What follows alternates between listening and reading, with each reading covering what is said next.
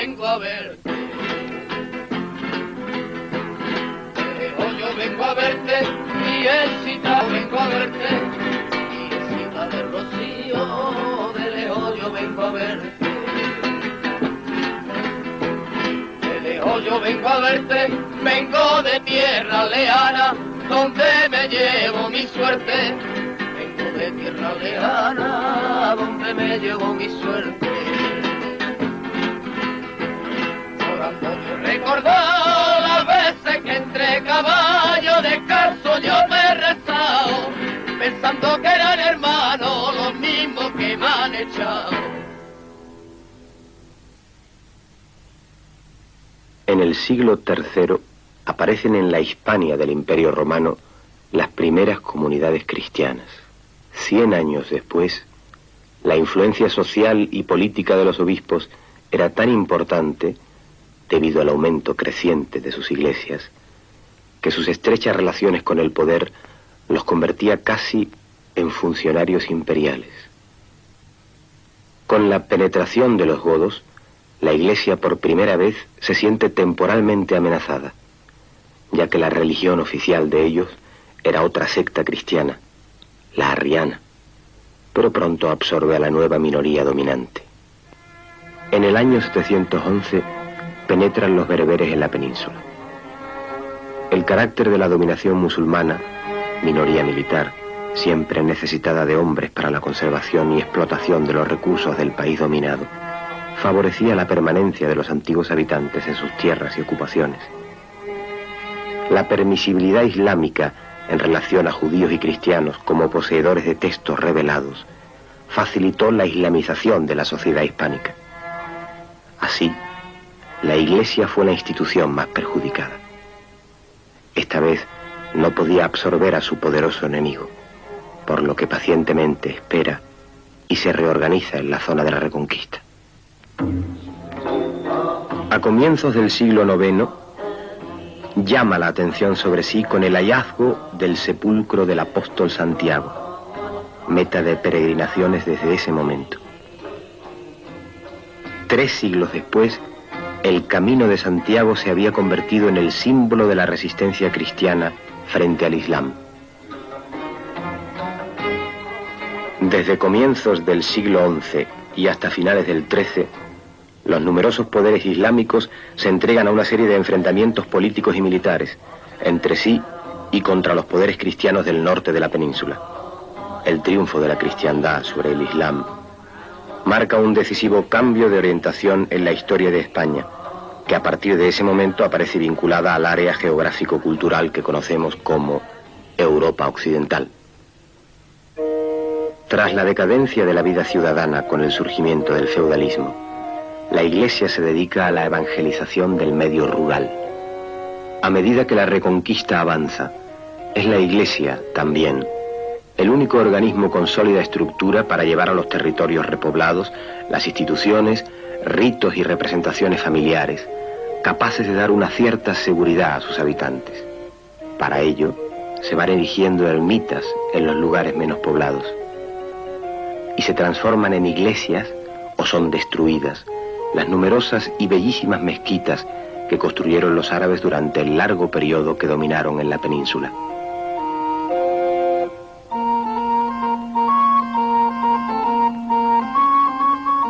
La mujer adquiere con la fragmentación de la familia extensa unos perfiles cada vez más definidos. También su escasez numérica, debido a la mayor mortalidad femenina por fiebres puerperales, posiblemente más mortíferas que las guerras, la hacen merecedora de una nueva consideración. Consideración que simbólicamente es expresada en el desarrollo del culto a la Virgen, obra de San Bernardo y los cistercienses. En aquel momento de exaltación mariana, Fernando III el Santo y su hijo Alfonso X el Sabio van poblando todas las capillas y todas las parroquias de imágenes de la Virgen. La jerarquía social del clero es casi paralela a la laica. Los arzobispos, obispos y abades de los grandes monasterios son verdaderos ricos hombres a los que se entregaba las primicias y los diezmos, tributo de un 10% bruto sobre cosechas y ganado, lo que en años poco productivos podía significar una tercera parte del total.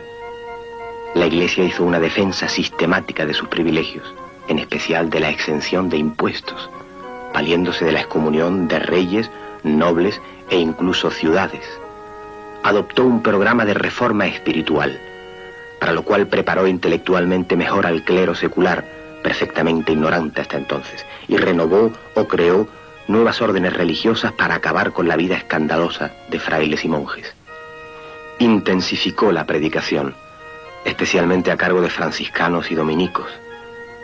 Seguramente serían ellos los autores del trasiego de imágenes que aparecen algún tiempo después escondidas en los bosques, y de las que más tarde se diría que habían sido ocultas por los antiguos cristianos, temerosos de que los moros las profanasen, aunque la verdad es que casi todas ellas eran tallas procedentes de una época en que la dominación árabe había ya terminado en todas partes, menos en Granada. Se trataría, pues, de una nueva táctica de la Iglesia, esta vez a largo plazo.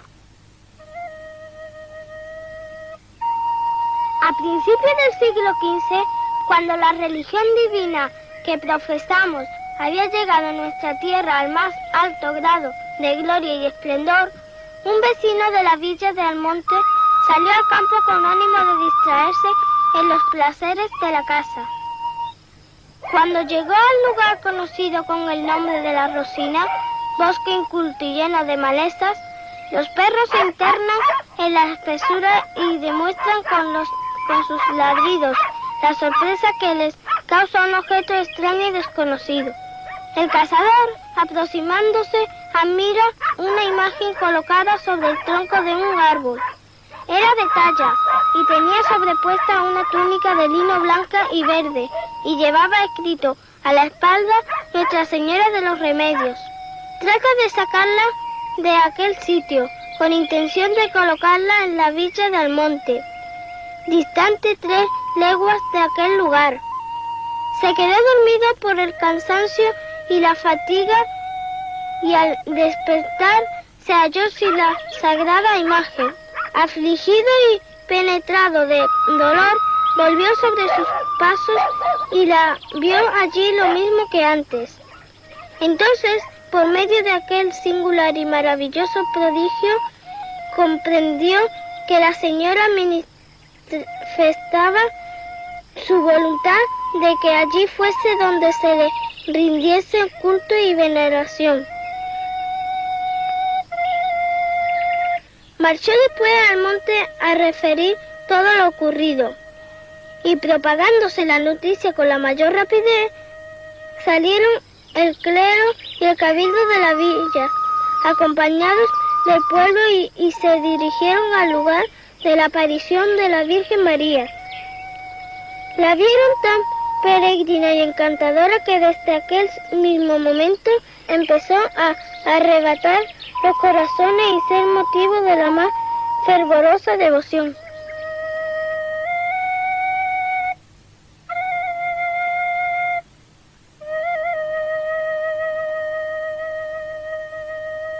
Y al terminar el gótico nos vamos a encontrar todas esas bellísimas tradiciones en las cuales hay una virgen que aparece de una manera especial en el fondo de un pozo, una virgen que aparece en un almendro, en un álamo, en una encina.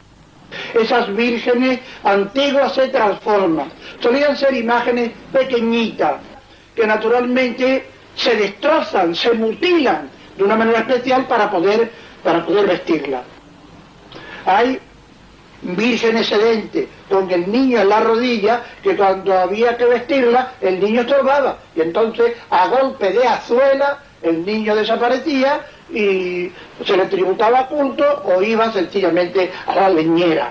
Entonces muchas de esas vírgenes medievales se les quiere dar un tamaño para lo cual se les conocen unos palitroques, estos que llamamos aquí miriñaques o candeleros, para vestirlas encima y darle tamaño natural, el tamaño de una mujer, para que la Virgen pueda tener su túnica, pueda tener su manto. Entonces se les empieza a cargar de joyas. Aparecen con el seno materialmente cargado de joyas, con las manos cargadas de joyas, con rosarios, con dijes, con pendientes de mil formas, es decir, dándole ese sentido absolutamente teatral, ese sentido completamente espectacular, pero que llega muy al fondo de las masas populares.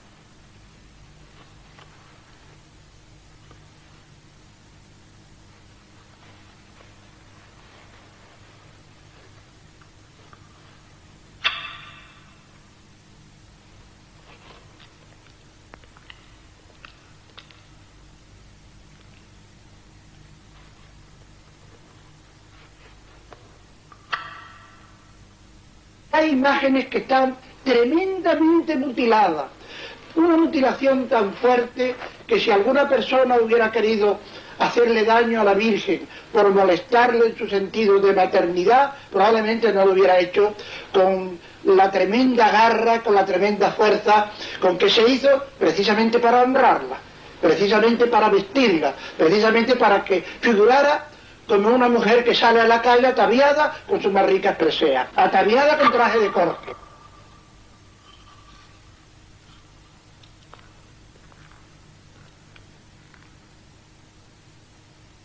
En algunos momentos revolucionarios habrá podido haber el desacato, y los ha habido, el desacato a las imágenes, la destrucción y el maltrato. Pero todas esas mutilaciones para vestirla en absoluto representan desacato. Al contrario, veneración y veneración muy profunda. Veneración y veneración muy profunda. Veneración y veneración muy profunda. Veneración y veneración muy profunda. Veneración y veneración muy profunda.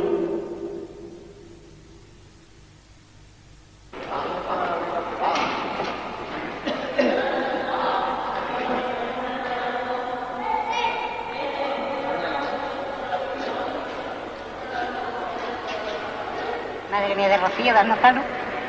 Oye, yo estoy ahora mismo muy emocionada.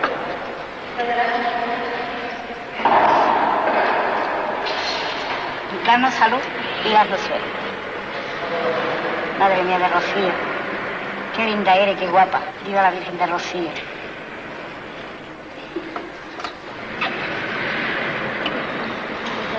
Eres guapísima. Eres encantadora.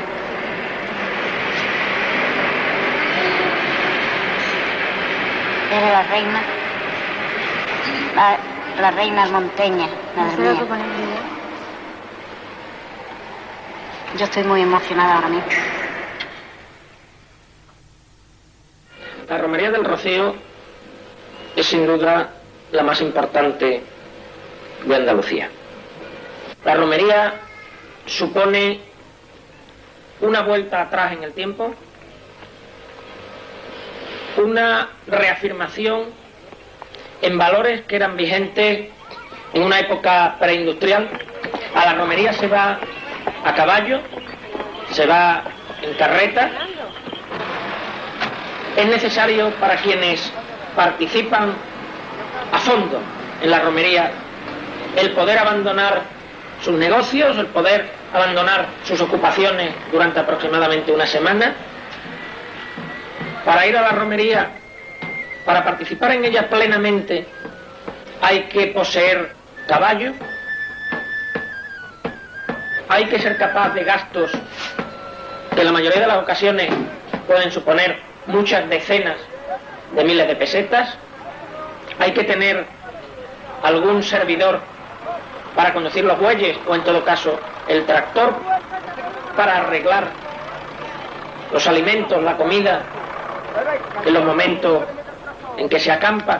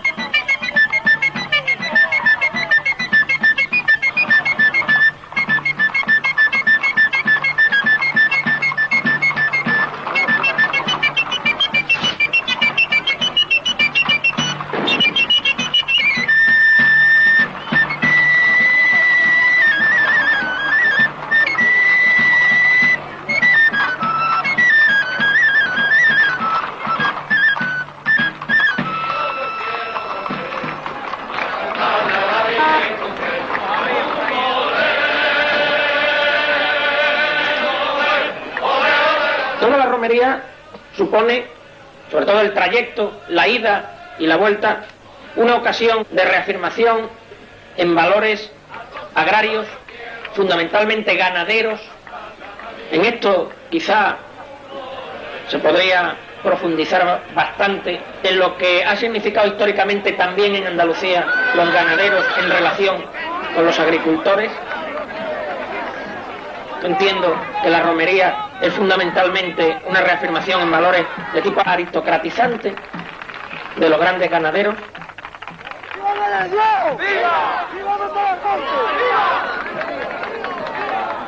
Como en los tiempos feudales, el caballero en la romería destaca por su situación de privilegio, su poder económico, político o social. Si entonces había contribuido a la formación y mantenimiento de la nobleza territorial, y el caballo se había convertido en símbolo de riqueza, es decir, de poder, ese poder sigue siendo evidente hoy en día. Frente a los de a pie, se yergue altivo el jinete, el que no pisa la tierra, el que no traga el polvo. Y ese poderío se extiende al terreno erótico, convirtiéndose el caballo en mítico símbolo fálico.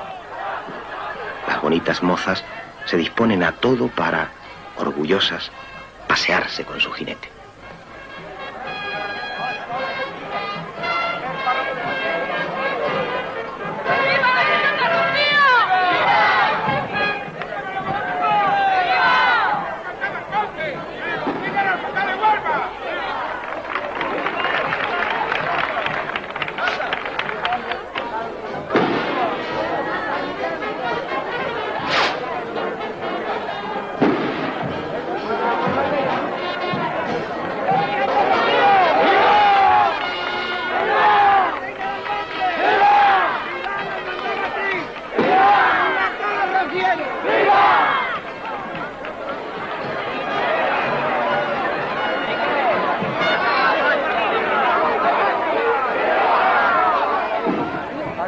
canta una nueva chacha.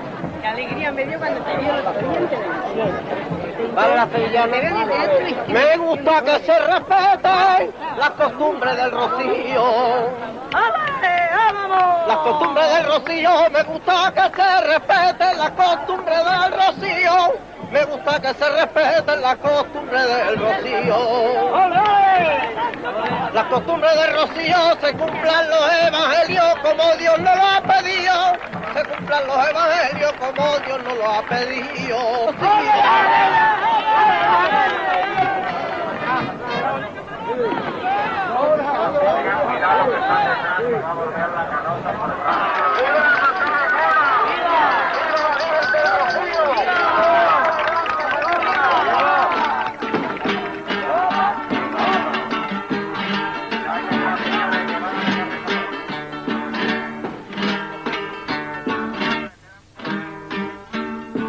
Siento en la mano el calor que en mi piel, tu piel me dejó. Tu piel me dejó. Siento en la mano el calor que en mi piel, tu piel me dejó. Siento en la mano el calor que en mi piel, tu piel me dejó. Tu piel me dejó. Y de los labios que un día besé, conservo el sabor. Y no consigo arrancar de raíz aquel mal amor.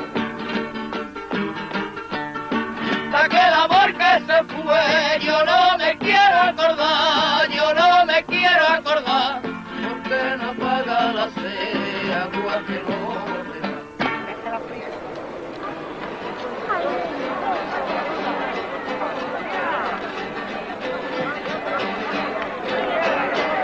Que con mi tarde rociera los cantes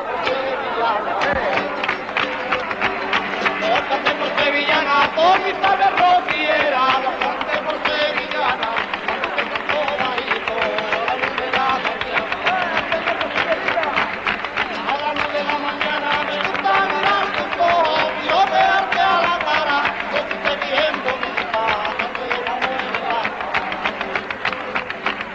Porque yo me levanto a tus hijos, los arroceños, los arroceños, cantar, que te quiero cantar como sevillana. Tengo mi interpretación del Rocío, que creo que se ajusta bastante a la realidad. Como todo fenómeno de masas y como todo fenómeno de participación religiosa al mismo tiempo, creo que el Rocío es una mística, ciertamente es una mística, pero con unas características muy especiales. Yo diría que la mística del Rocío consiste en la búsqueda de la felicidad. La gente va al Rocío con un deseo profundo y amplio de ser feliz.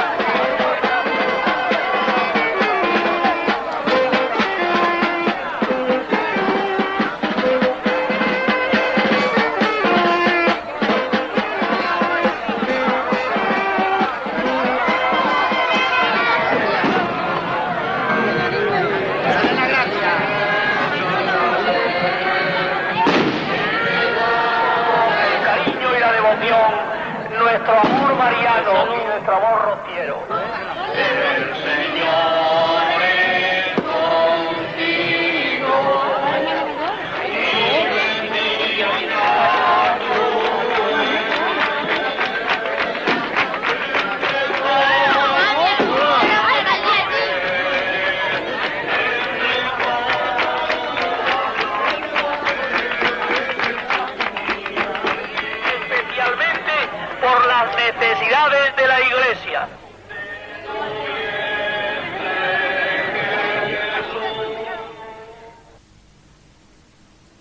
En los siglos XIV y XV, el hambre, la miseria y las continuas pestes hacían estragos en una población alimentada solo de pan, cuando lo había.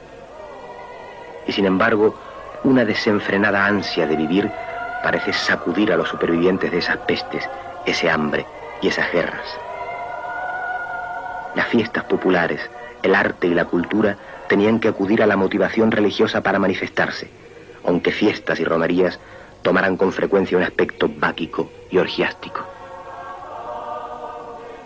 Las manifestaciones religiosas van adquiriendo un sentido profundamente espectacular. Su carácter colectivo, la iglesia como escenario o la población entera adornada para asistir a los desfiles procesionales, las propias imágenes se aproximan a la teatralidad, suplantan en cierto modo al teatro, que incluso estuvo prohibido y que tanto preocupaba a la iglesia precisamente por su arraigo popular. En el siglo XVI, toda función vital estaba presidida por el rito religioso. Eran obligatorios el bautismo, la confesión pascual y la misa dominical, cuya asistencia era rigurosamente vigilada por el párroco y sus ayudantes, que incluso llevaban un libro de matrícula en donde se anotaba a los asistentes. Los que no cumplían sus obligaciones eran denunciados al Tribunal del Santo Oficio como sospechosos de herejía.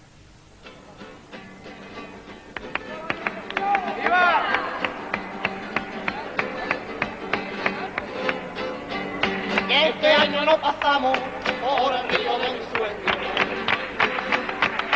Por el río de mi sueño, este año no pasamos por el río de mi sueño. Este año no pasamos por el río de mi sueño. Por el río de mi sueño, que más de mis ilusiones, ya no puedo estar contento. Que más de mis ilusiones, ya no puedo estar contento. Que ya no puedo estar contento, maldito sea que el agua, ya no puedo estar contento. Maldito sea que el agua no me llega a estar perfecto. El vino se convirtió en supuesto alimento productor de calorías cuando se incrementó el viñedo a costa de la superficie triguera, menos segura y más expuesta a las inclemencias del tiempo. Pero seguían las malas cosechas, las pestes, las guerras, las sublevaciones y el hambre. Cuanto más difíciles eran las circunstancias para los ciudadanos comunes, más candidatos había para el sacerdocio.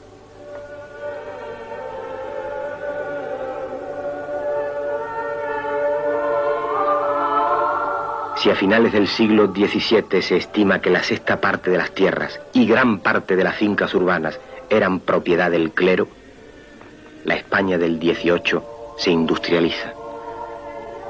Los juristas y economistas ilustrados empiezan a analizar el origen de la propiedad eclesiástica, la base material en que se asienta la religión y las relaciones Iglesia-Estado. Con el informe de la Ley Agraria de Jovellanos, la Iglesia recibe un duro golpe doctrinal que dará pie a las tímidas desamortizaciones de finales del siglo XVIII y principios del XIX. Se abre una clara lucha entre la voluntad de renovación y el instinto de resistencia encarnado por el bajo clero y la nobleza rural, que continúan apegados a las viejas costumbres. La ermita del Rocío está en un lugar aparentemente apartado de los caminos, pero que supone un punto central alrededor del cual existen importantes pueblos andaluces en los que viven no solamente hoy, sino desde hace siglos, miles de personas, miles de trabajadores sin tierras, tradicionalmente dependientes de los grandes señores, pueblos como son Villamanrique, Pilas, La Palma, Moguer o Sanlúcar de Barrameda, pueblos, casi todos ellos, con una profunda tradición aristocrática. Hermandades en estos pueblos que he citado existen ya en el siglo XVII. Las hermandades siguen siendo asociaciones de seglares con fines religiosos acogidas a la reglamentación de la Iglesia. Como entonces, tampoco las mujeres pueden hoy ejercer en ellas ningún cargo de responsabilidad. Sus responsables son el presidente o hermano mayor, el vicepresidente, el tesorero y el secretario, que generalmente se van turnando en sus funciones. Mi bisabuelo fue hermano mayor, mi abuelo hermano mayor, en su época, por natural, mi padre hermano mayor, yo he tenido un hermano mayor y ahora soy mi hermano mayor. Los gastos de la romería, en algunas hermandades, tienen que ser sufragados en su mayor parte por el hermano mayor, elegido anualmente, que no duda en costearlos, dado el prestigio social que se alcanza con el cargo. El gasto de la hermandad en la romería es pequeño, porque la hermandad matriz suele dar al hermano mayor una cantidad más bien pequeña. No es porque quiera decir que es pequeña en sí, sino que es pequeña, es una cosa simbólica. O sea que no recupera ni la octava parte del gasto que tiene el hermano mayor. El rocío está enraizado totalmente en el pueblo, y el pueblo es su roca y su soporte. Entonces, el pueblo debe saber en qué se gastan los millones de su Virgen, como decía una hoja parroquial de la Iglesia del Monte. Ahí se nos informa que la venta de recuerdos en 1975 ascendió a 18 millones de pesetas, con beneficios que debieron oscilar entre los 11 y 12 millones. La Hermandad Matriz tiene el monopolio de esa venta en el santuario, con vendedores a comisión sin cargas sociales de ninguna clase. En el rocío fallan las estadísticas. En el rocío se equivocan los comerciantes. En el rocío se equivocan todos los que quieren someterlo a las matemáticas puras. A la Hermandad Matriz no parece que las estadísticas le fallen mucho. Solo en velas el consumo es de aproximadamente 1 tonelada mensual en invierno y 2 toneladas mensuales en verano. Al dinero que maneja la Hermandad Matriz con la venta de recuerdos, hay que añadirle los numerosos donativos de entidades públicas y privadas que se efectúan durante todo el año. Todo ello es depositado en una sola entidad bancaria a la que están ligados algunos miembros de la hermandad. Millones que para nada repercuten en la posible solución de los graves problemas que tiene planteados Almonte. Que a nosotros, la Hermandad Matriz, que tenemos el inmenso privilegio de ser los administradores de la Santísima Virgen, realmente nos espanta esa responsabilidad, está tan cerca de la Virgen.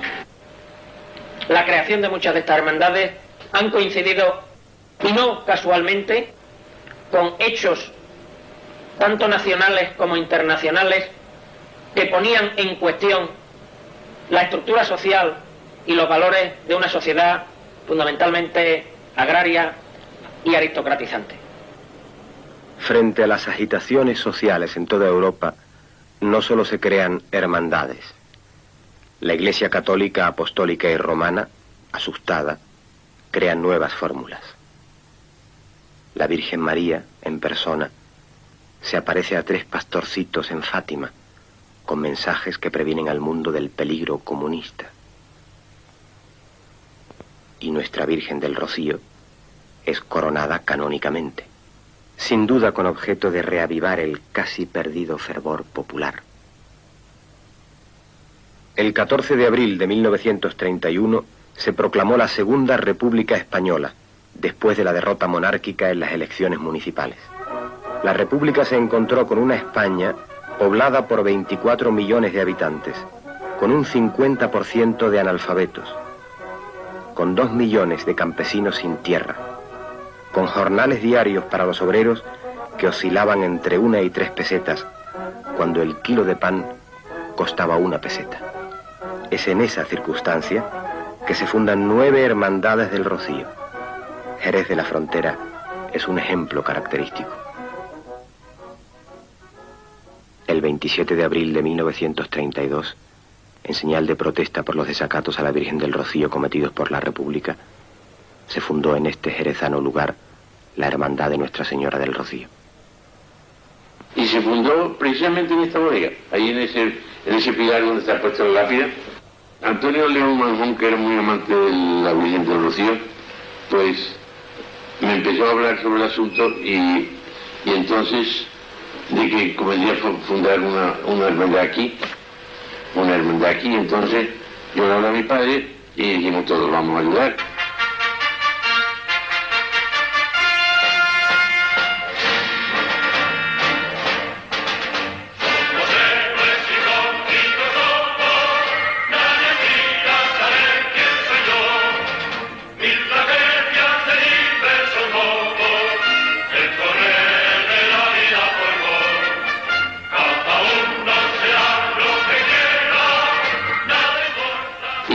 Por el padre Llanes, como he dicho, después don Antonio de Manjón, mi buen padre, en Gloria, y después don José María Reales, mi padre, ya han muerto los tres.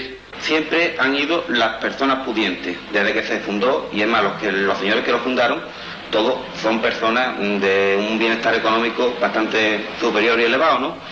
Entonces, se ocupaba en esta hermandad de hacer un rocío a los señores que iban. Claro, es lógico, porque como el pueblo no podía ir, pues entonces iban ellos. Entonces hacían un rocío a su forma. No es que realmente haya habido distinción de clase, sino todos conocemos los años anteriores, desde los años 30 hasta la fecha, pues realmente ha habido una distinción de clase, pero no distinción de clase, sino que el pueblo no se ha podido permitir el lujo de ir al rocío, no porque ir al rocío cueste mucho dinero, sino porque ni teníamos coche, entonces nada más que tenía el coche el que podía. Para ir en este caso sin coche, podía ir a caballo. ¿Quién tenía un caballo? ¿Quién podía? Entonces la clase media o la clase humilde, como se puede llamar también, pues no podía ir al rocío. Realmente yo considero que distinción de clases no ha habido nunca. No ha existido aquí en Jerez. Lo que ocurre es que a la persona pudiente no se le ha dado apertura. No nos hemos acercado a él. Entonces quizá él le ha dado miedo de acercarse a nosotros. Durante el periodo de la Segunda República no hubo en general impedimentos para las manifestaciones de tipo religioso. Hubo sí un intento de retirar las imágenes de las instituciones oficiales, de acuerdo con el nuevo concepto de Estado laico, lo que fue aprovechado por la derecha más reaccionaria para promover desórdenes en varios lugares. Siendo el alcalde de Almonte Francisco Villarán, recibió la orden de quitar el azulejo de la Virgen de Rocío del Ayuntamiento. Como estaban acechando este oportuno acontecimiento, pues en el mismo momento que aquello se levantó, inmediatamente los señores más competentes del pueblo, de la parte reaccionaria, se lanzaron a la calle y empezaron a crear grupos y cosas y a montar barrilas de vinos en los sitios más a propósito para emborrachar a la gente y que vociferaran y asaltaran las casas de los que representaban entonces la política. Sé que ocurrieron cosas horribles. Sacaron a concejales de ayuntamiento de su casa, de la cama, malo, enfermo. Policías municipales lo denudaron, mandados por la jerarquía del pueblo, que ya de antemano sabían lo que iba a ocurrir con el retrato de la Virgen. Emborrachado, inculto y fanático en esa tradición de esa señora, la patrona del monte, cometieron todas esas barbaridades, quizás inocentemente, algunos, pero empujados por estos señores que luego en el movimiento fueron los culpables de tantos crímenes como se cometieron en Almonte y en toda la provincia de Huelva. En los primeros años de la República, como es lógico, la romería del Rocío no era noticia. Empieza a serlo, de forma exagerada, en mayo de 1936, después que el Frente Popular ganara las elecciones en febrero. Lo que nos hace pensar en cómo las derechas aprovechaban la más mínima oportunidad para manifestarse y para publicitar hechos y cosas que directa o indirectamente les interesaban. En resumen, podemos decir que meses antes del levantamiento militar del 18 de julio, clandestinamente, por todas partes y a todos los niveles, se estaban preparando. Con el levantamiento militar del 18 de julio, los monárquicos, los requetés y los falangistas toman la iniciativa. Detienen y matan sin juicio previo a todos los que de una manera u otra habían exteriorizado sus simpatías a la República o se habían distinguido por sus ideas revolucionarias. Esta banda se dedicaba a llevar a la cárcel diariamente, noche por noche, una lista para sacar a individuos, para llevarlo a la carretera y asesinarlo delante de la luz de un camión. En Almonte mataron a Frasquita, la charamusca, Diego Cepeda Aragón, Azuquita, Manuel Curro Larios, los mellizos, José Moreno Bocanegra, Miguel Poleá, Francisco Acosta, Antonio Guitar, el sobrino, Capitán Pedro Guitar, Juan Díaz y Díaz, el sevillano, Manolo, el de Ricardo, Martín Audén Peláez, Guzmán, el sastre, el Coquito, José y Juan, los repatriados, Bartolo Domínguez, el de la Mojea, José Medina Pamué, Manuel Azú, Juan, el de Isidro, Juan, el Almeja, Francisco Mariria, Fabián Pelayo Villarán, Manuel Pache, José Triguera, el niño de la isla, José Perianes, Curro Acevedo, padre, el minero, Antonio Reina, Francisco Núñez Cúchares, Diego Escobar, Currito Pecho, Antonio el Gato, el Cojo Zapatero del Cabezo, Juan Canito, Curro el Breero, Antonio el de la Botinera, José Convento, Antonio el Rano, Antonio Caliche el Radical, José Botones, Jerónimo el de la Panadera, Juan el Neguito, Andrés Borrero y varios más, hasta hacer un total de 100 personas, 99 hombres y una mujer. Las derechas de Almonte no se contentaron con actuar en su propio pueblo. Su odio a los mineros por su tradición de lucha les llevó a saquear y masacrar toda la cuenca minera. Río Tinto, Nerva, El Campillo.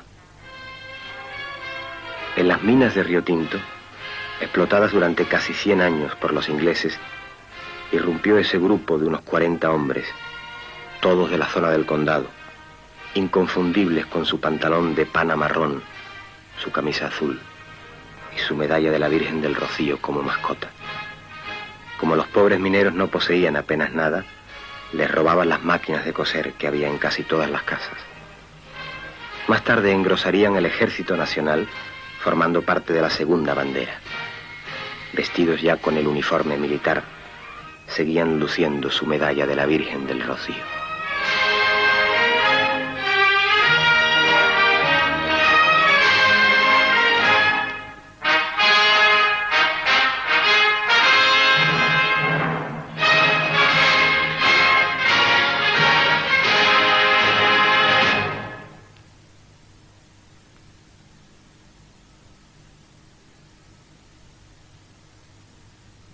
En un punto donde se unen Huelva, Sevilla y Cádiz, en un núcleo aislado de población surgido en torno a una ermita, se celebra todos los años, en primavera, la Romería del Rocío.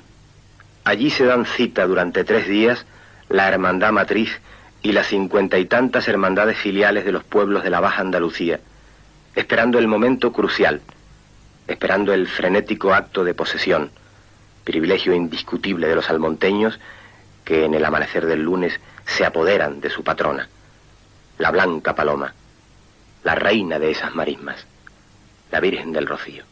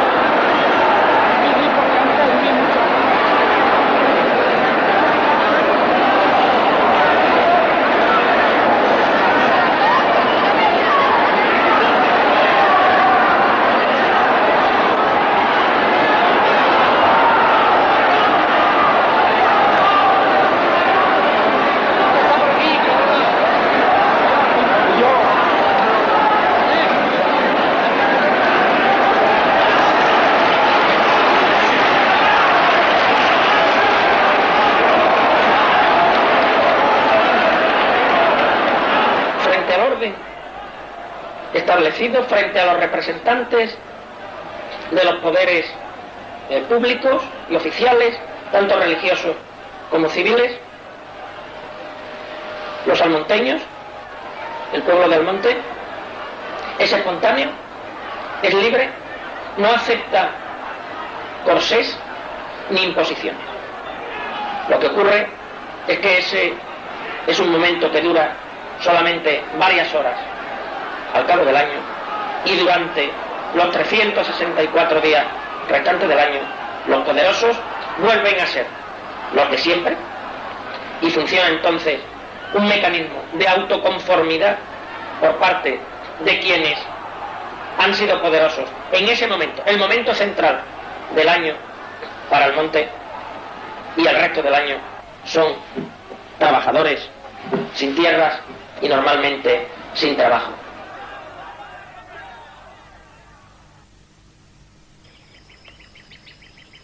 En agosto de 1810, Almonte se encontraba ocupado por el ejército francés. Pasábamos hambre y teníamos que entregar lo mejor de nuestras cosechas, a veces al ejército invasor y a veces a nuestro ejército. Todos nos exigían, se llevaban nuestro ganado, aquello era un saqueo constante. Estábamos en la más espantosa miseria y desesperación cuando en agosto los franceses nos obligaron a la formación de una milicia cívica en la que tenían que alistarse todos los hombres, desde los 15 a los 70 años. Aquello fue suficiente para que estallasen los ánimos. 36 de nosotros, desesperados, decidimos liquidar a los soldados franceses que había en la población y nos arrojamos sobre ellos. Luego fuimos a casa de Cepeda, que era donde se hospedaba el comandante. Cuando abrió la puerta, le pegamos un tiro que lo dejó muerto en el acto. Cuando se supo lo ocurrido, las autoridades y los curas, muertos de miedo, pienso que debieron negociar con los franceses nuestra entrega para salvar sus vidas y su riqueza. Nuestra entrega y el pago de un tributo, no sé. Lo que sí sé es que pasados unos días, los franceses nos acorralaron y nos trataron peor que a las bestias. Acabaron con todos nosotros, nos mataron, nos descuartizaron y nuestras muertes después se cubrieron de silencio, de un silencio pesado y cómplice. Las autoridades civiles y eclesiásticas entraron en pánico. Había un decreto de Murat que ordenaba el exterminio del lugar en donde se derramara sangre francesa. Se solucionó el asunto con el pago de un tributo y posiblemente la entrega de los 36 hombres, ya que las crónicas de la época no vuelven a hablar de ellos. Pero les interesó más hablar de milagro, de intervención de la Blanca Paloma para salvar al monte. y así nació el Rocío Chico, o sea, la promesa de visita anual de la Hermandad Matriz al Santuario de la Virgen del Rocío, en acción de gracias que perpetuase a las futuras generaciones la memoria de tan insigne y señalado beneficio.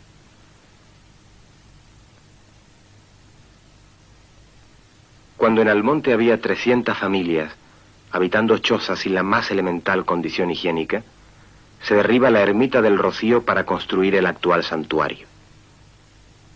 Don Pedro Cantero Cuadrado, consejero del reino hasta la muerte de Franco, era un obispo de su época.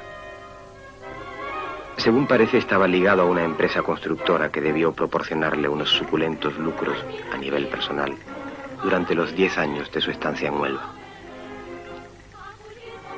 Después de diversas presiones, se había construido con su intervención la carretera Almonte-El Rocío, que daría origen a la urbanización turística de Torre de la Higuera y marcaría una nueva era en la historia de la romería. En Huelva se construye en el Conquero, el mejor lugar de la ciudad, el Palacio Obispal, actualmente deshabitado, el Colegio de Retiro de la Cinta, residencia para ejercicios espirituales, las iglesias del Rocío y San Sebastián, y finalmente el seminario, hoy también vacío. Todo esto cuando disminuía la asistencia a la misa, la recepción de los últimos sacramentos, las vocaciones sacerdotales, cuando empezaba a tambalearse el espíritu de la cruzada, del imperio hacia Dios, de la reserva espiritual de Occidente, y se iba alejando el tiempo del nacional catolicismo, en que ser católico se identificaba con ser español. En estas circunstancias, Franco en el Rocío confirma el apoyo oficial que se presta a la Iglesia. Y si es necesario, también se puede recurrir a un milagro, aunque sea pequeñito y a nivel local. Yo tenía 11 años y me apareció en la parte derecha de la pierna un bulto, una cosa muy pequeña, como muy pequeñita. Entonces mi madre me llevó al médico de cabecera de aquí del monte y me dijo que lo llevara a un especialista. Y ya me llevó a don Emilio Serrano en Sevilla y dijo que era sarcoma. Entonces yo le pedía mucho a la Virgen porque mi madre tenía pensión y yo le decía que a veces que me pusiera bien, que yo sabía que era una cosa muy grande. Y entonces aparecía una señora por una puerta. Había una puerta que tenía en la habitación, me apareció una señora vestida de blanco con un niño en brazos y me dijo, dice, tú no te preocupes, Encarnita, que yo te curaré, yo te voy a sacar una pelota de goma que tú tienes en la pierna. Porque, o sea, cuando yo vi a la señora aparecer, yo la confundí y digo, ay, ¿tú quién eres? Y ya cuando se sentó en la cama, pues claro, la reconocí de momento. Le dije, digo, ay, tú eres la Virgen del Rocío, ¿verdad? Dice, sí, hija, yo vengo a ponerte bien. Y entonces yo, mi madre se enteró que un niño en Valladolid le habían puesto una sarcomina, una cosa que dice que era bien, bueno, me la trajeron porque eso era muy caro de traer, pero el pueblo de Almonte todo aprobó, dio muchos donativos y entonces lo trajeron, pero cuando ya estuvo aquí la dosis yo dije que no me la ponía. Además yo tenía una fe loca, el sacerdote iba todos los días y yo me quedé sola, y entonces no. Entonces fue cuando yo la di, o sea, como persona, que a mí un sacerdote me preguntó, porque dice, claro, los milagros reales tienen que ser no como imagen. Y entonces no, porque yo hasta la confundí, o sea, con una vecina, al pronto al entrar por la puerta la confundí con el niño que traía. En agosto, a continuación del Rocío Chico, de 7 en 7 años, desde que Cantero Cuadrado determinó esa periodicidad en su empeño por regularizar y controlar el ímpetu popular que a veces consigue escabullirse de la tutela eclesiástica, es trasladada a hombros de sus almonteños, desde el santuario al monte, la Virgen del Rocío con su traje de pastora, pastora protectora, pastora madre, pastora mujer.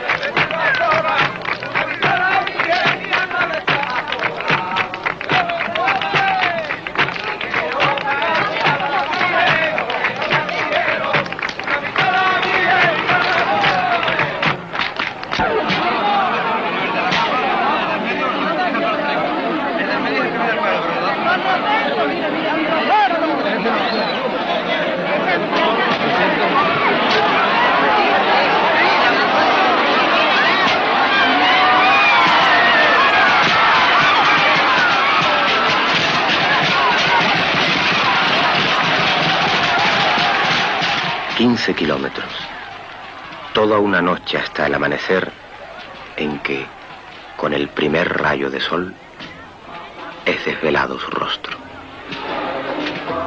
Todo un rito que rememora aquellos traslados de siglos anteriores, con los pobres de solemnidad como portadores pagados, que se llevaban a cabo por orden de las autoridades para implorar el favor divino como solución a las sequías, pestes, hambre y muertes que periódicamente asolaban la región.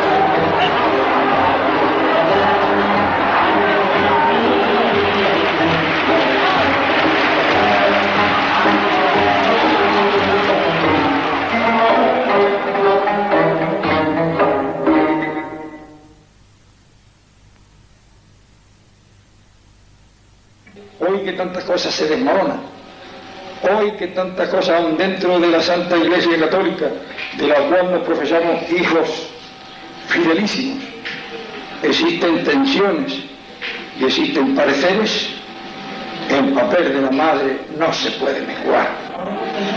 ¿Qué damos a cambio si quitamos a la madre?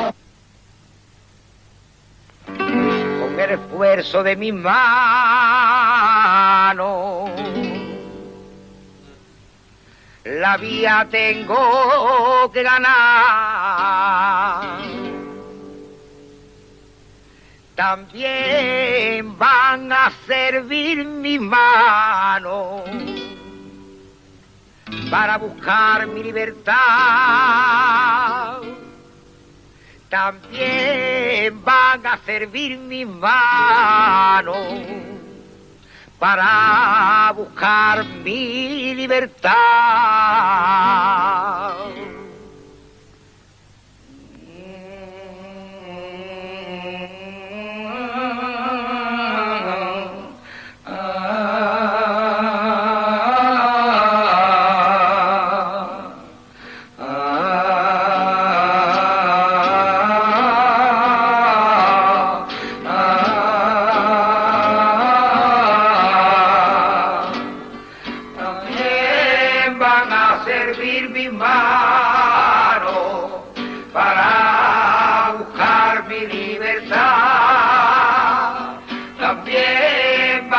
Servir mis manos para buscar mi libertad.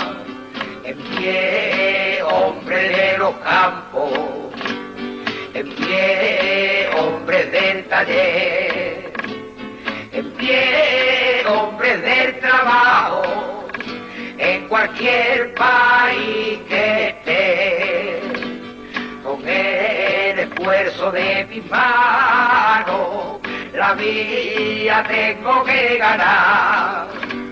Con el esfuerzo de mis manos, la vida tengo que ganar. También van a servir mis manos para buscar mi libertad. También van a servir mis manos para buscar mi libertad. En pie, hombre de los campos, en pie, hombres del taller, en pie, hombres del trabajo, en cualquier país que esté, con el esfuerzo de mis manos, la vida tengo que ganar. Con el esfuerzo de mis manos, la vida tengo que ganar. También van a servir mis manos para buscar la libertad. También van a servir